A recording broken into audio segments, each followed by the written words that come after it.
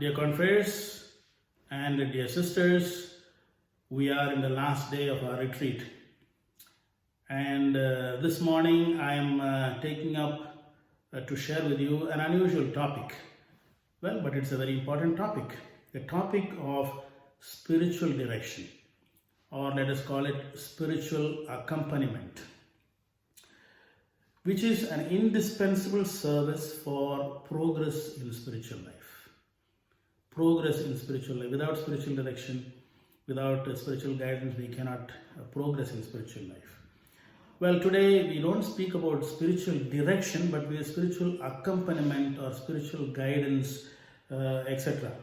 And for simplicity's sake, in this talk, I will still continue to use the word spiritual director, spiritual direction, directee. That means one who is receiving spiritual direction. But we know that the terminology is not adequate, but I'm using it for the sake of simplicity. Now, what is basically spiritual direction?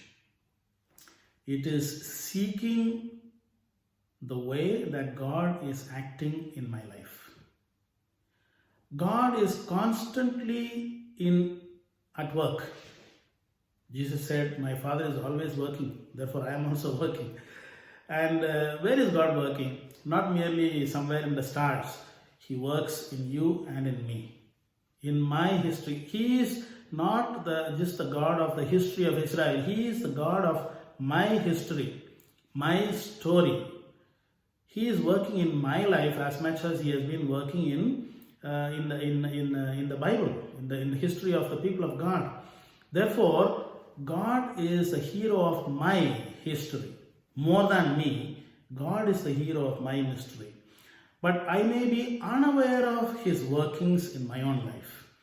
And spiritual direction, spiritual discernment, is all to discover the presence of God and His workings in my story, in my history. And that is what spiritual direction is all about. And who is a spiritual director? A spiritual director is not a superhuman spiritual person, not always a saint. He is not someone with a PhD in psychology from somewhere in the United States or in Oxford University.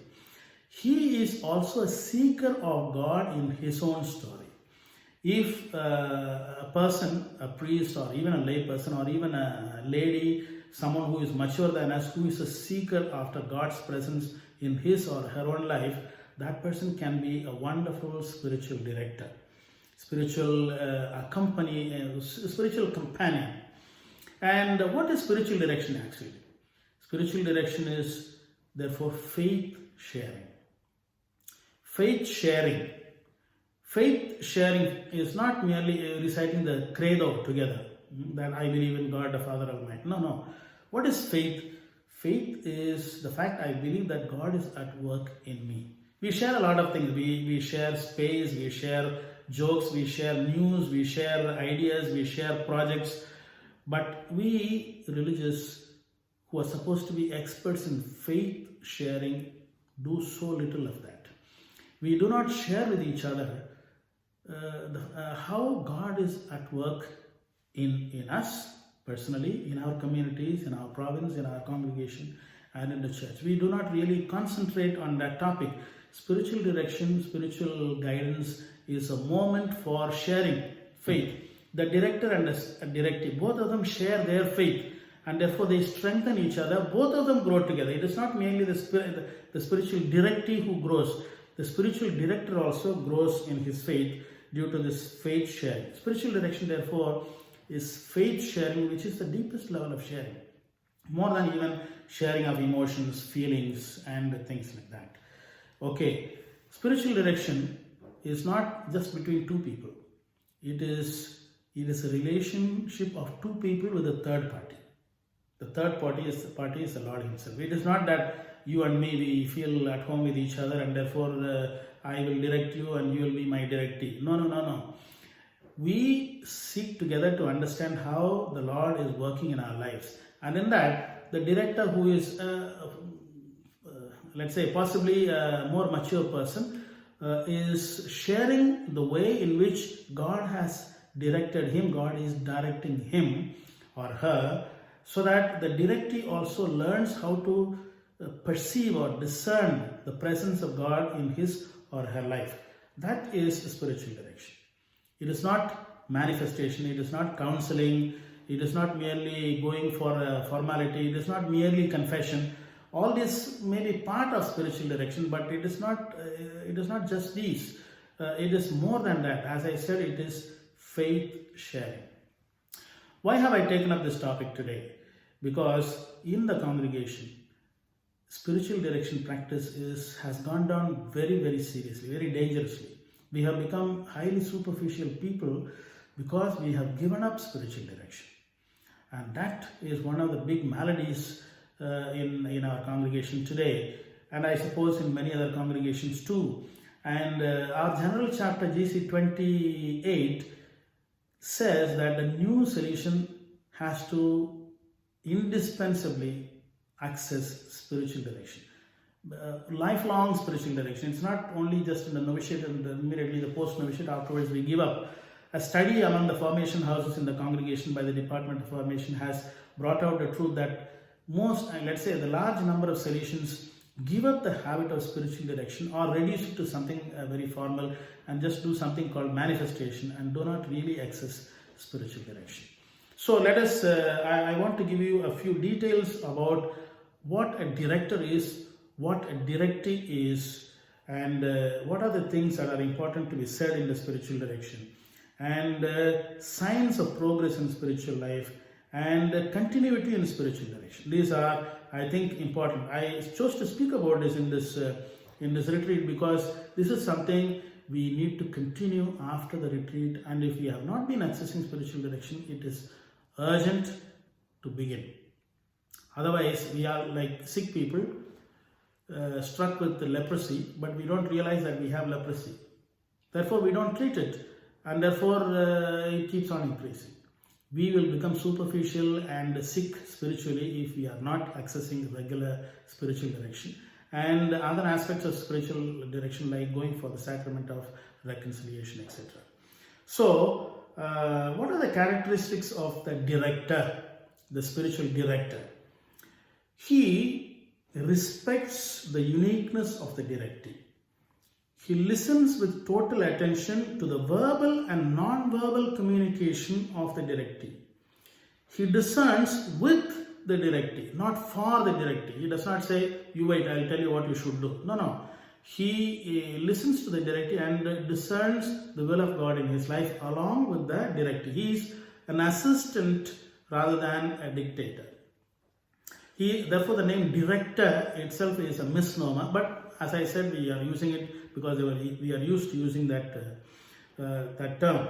The spiritual director, therefore, is not just a preacher, a teacher, or superior, or confessor, or therapist. He is a co-discerner. He clarifies what may be ambiguous, may ask questions, but not out of curiosity, but better to clarify.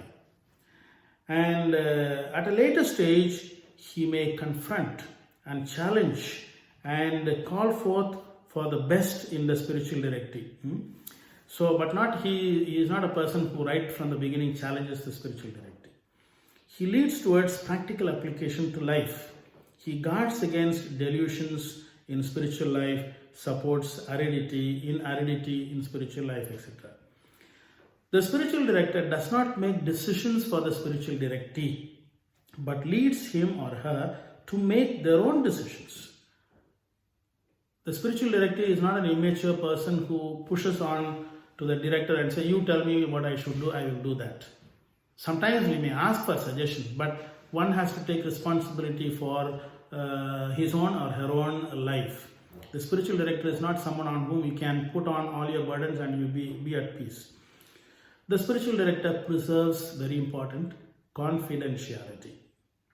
Without that, the spiritual direction will not work. The main aim of the director is to free the inner spiritual forces of the directee towards holiness. Every one of us have inner forces, the forces of the spirit towards holiness, tendency towards holiness. Our tendency towards holiness is very strong. We also have tendency towards sinfulness, but the director frees more and supports and strengthens our tendency towards holiness. These are the roles of the spiritual director. I spoke to you not because all of us, because sometimes all of us also may be called upon to become in some form the spiritual directors of young people and of each other. We should not also run away from that particular role if we are asked. We do not need great qualification to be spiritual directors. We need to be only sincere seekers of God's presence in our lives. If we are that, we can accompany others also who are sincerely searching for God's presence in their life. What are the roles of the directee? How he should behave? Let me read a few points that you have been given. The directee preserves his identity and individuality, opens himself freely and without fear or inhibition to the director, takes responsibility for his own action and his own duty to discernment. He does not push that work on the other person. He does not expect undue competence in all the fields from the director. As I said, you can't expect someone with a PhD in spiritual direction. When we look for persons like that, we often complain saying that we don't have enough spiritual directors in our province. We are looking for excuses not to go really for spiritual direction to simple, ordinary seekers. As I said, anyone can be a spiritual director if he or she is also a sincere seeker after God. Then the directee answers the questions of the director with simplicity, not calculating what I should say, what I should not say, etc. Displays great confidence and relates with the director in a mature manner as a partner in the journey. Takes practical resolutions for his own life. He shows readiness to accept the inspirations of the Holy Spirit even when it is demanding and unpleasant. We should not always expect from the spiritual director things that we would like to hear from him. We may often hear things that we may not like, but if it is the prompting of the Spirit, that is the real role of the director, and I as directee need to accept that. He meets the director frequently. Let's say once in a month or minimum once in 2 months. We meet a spiritual director once in a blue moon for 2 or 3 hours and then we meet him only next year or meet her only next year. That does not help. We need a certain regularity and it may not be long. I usually say that the meeting with the spiritual director should be about half an hour, but it should be more frequent, maybe once in a month.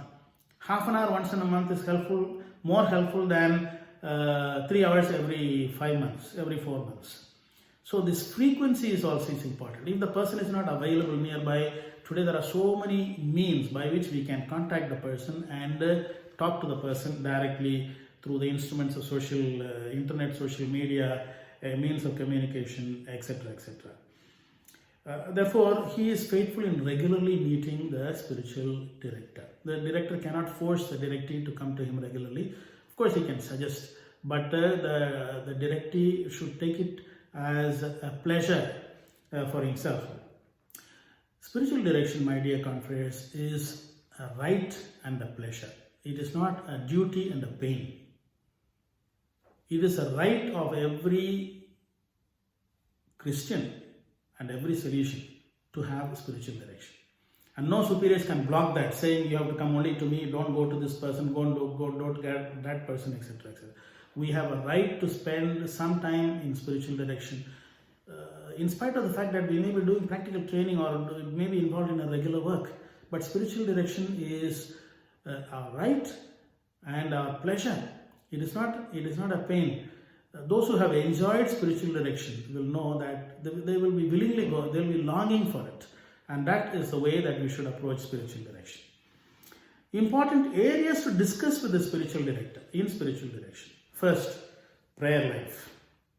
How does the Lord appear to me in prayer? How do I feel towards Him? It is not merely do I say my prayers or not. What is going on in the heart between the Lord and me? How do I pray?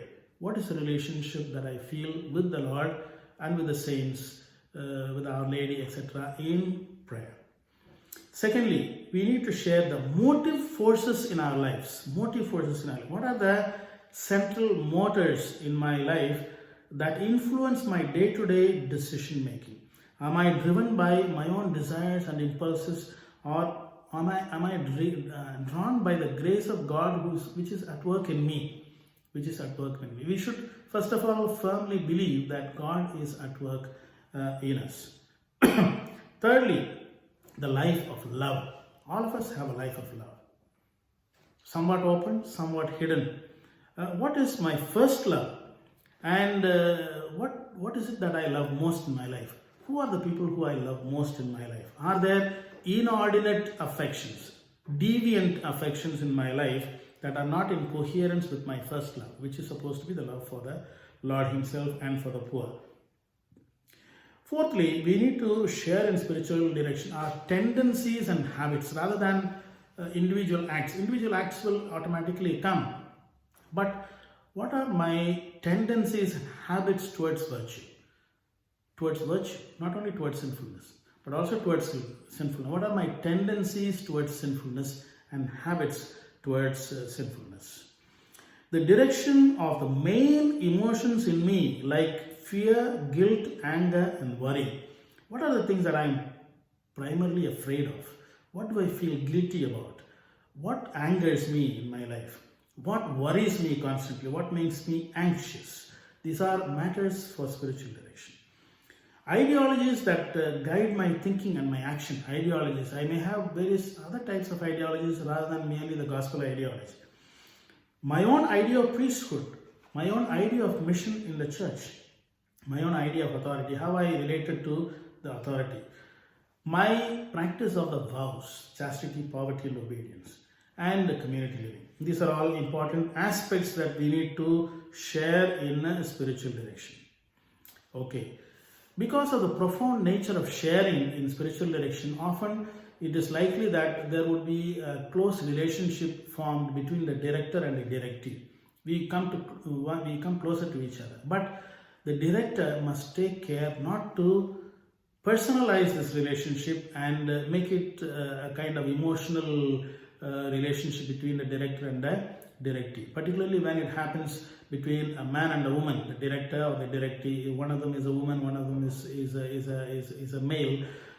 This can tend, good friendship, spiritual friendship is important, but it should not turn out to be something emotional. Then it is unlikely to obfuscate, or let us say become a block between really looking for the Lord's working in us, and it might turn out to be more a friendship. What are the signs of progress in spiritual life or spiritual direction is working? To check if spiritual direction is going on well. Many things.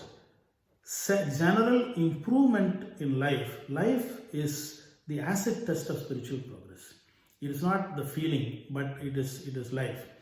More joy, serenity, faith, and optimism. Better community living, lack of divisions. More altruism and less self-seeking. More mission orientation, more discipline and humility and gratitude. These are indicators of the healthy practice of, let us say, spiritual direction. If there is no improvement in our areas of life, in our life of virtue, it simply probably means that spiritual direction has become a formality. It has to be done because either otherwise we will be questioned, or my spiritual friend will wonder what is happening to me. No, it has to work. And how do we know whether it is working or not? Not just because we enjoy talking to each other, but because to see whether it is making a difference in my spiritual life, in the quality of my relationships, that is basic. Okay, continuity in spiritual life, in spiritual direction is another point that I would like to share with you, because spiritual direction is a lifelong process. It is not just meant for the pre-novitiate, novitiate, and the post-novitiate. Afterwards, we grow out of spiritual direction. We never grow out of spiritual direction, because as I said, it is faith sharing. When I share my faith in front of a spiritual friend of mine, he acts as a mirror to me. And in his listening, I become more and more aware of the spiritual forces in me, the sinful forces in me, the workings of the Lord and the promptings of the devil. Everything I become more aware in that mirror called the spiritual director. And therefore, it is very important to have spiritual direction throughout our life, not merely in the beginning of our initial formation. Often, as I said, it is our right to access spiritual direction. It is not merely a duty, it is our right. We have a right to have spiritual directors. We have to look at it that way. There could be psychological and cultural blocks for opening up in front of our spiritual director, and therefore we need to be constantly working also at that. Some knowledge of the spiritual director regarding psychology and all is good, but it is not indispensable. We can go to a psychologist for our psychological problems. We need the spiritual direction is primarily to search for God's action in our lives, and that does not psychology and other human sciences can help, because our psyche can block our vision from seeing God's presence. But otherwise, in itself, it is not spiritual direction. So, and the spiritual direction is free. In our congregation, we have been for many years, decades, insisting that for at least for the youngsters, we need to go to our own superiors for spiritual direction. It had its meaning because Don Bosco was practicing it that way. He was an exceptional spiritual director. He could do that. But already in the beginning of the 20th century, in the time of Don Rua, the church forbade the rectors from hearing the confessions of their subjects. What is the meaning of that? That real spiritual direction cannot go along with authority, juridical authority. Someone is my superior, he is in charge of deciding about my fate, my admissions to the vows, my facilities in life, the way I work, my happiness, etc. I need him for various things, and to him also I have a kind of obligation to go for spiritual direction. This has, in my opinion, in my simple and humble opinion, has kind of gone against the spiritual direction in our congregation. There is something that we need to go to our superiors, that is for manifestation, which is because the superior of the community is in charge of the community spiritual direction, and he also cares for the individual spiritual welfare of his confreres. But it has to be free. We can go to our superiors when there is that kind of an atmosphere relationship. Otherwise, we should be absolutely feeling free to go to anybody else whom we wish and not be obliged to go. And therefore, we don't often really go, or even if we go, we do manifestation rather than go into spiritual direction. You know, many of our so-called spiritual direction sessions are so highly superficial because we do it as a formality rather than as something that is beautiful, that helps us. Therefore, we should not confuse between spiritual direction and manifestation and psychological counseling. It is true also that frequent transfers of confreres, either spiritual directors or the confreres themselves, has become a block for spiritual direction. When I ask young confreres often, are you accessing spiritual direction? They say, oh, my spiritual director is far away and I cannot travel from here. But today that is no more an excuse. We have so many ways of contacting our spiritual director, and we can talk to them, we can share with them. Only if we enjoy doing that, if we are keen about our own spiritual progress, we will do that. In my experience, for example, I had 3 spiritual directors for a long time. Now I have only 1. Earlier I had one senior Salesian, one nun, senior nun, who was from another congregation. She was almost like a mother to me. And the third spiritual director, one of my own companions, novitiate companions.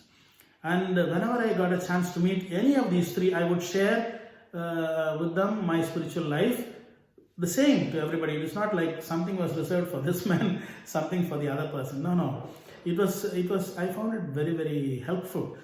All the 3, for me, it was the same going to any one of them. I would say the same things and would get their feedback and would be inspired by their own spiritual life. And it has been very helpful.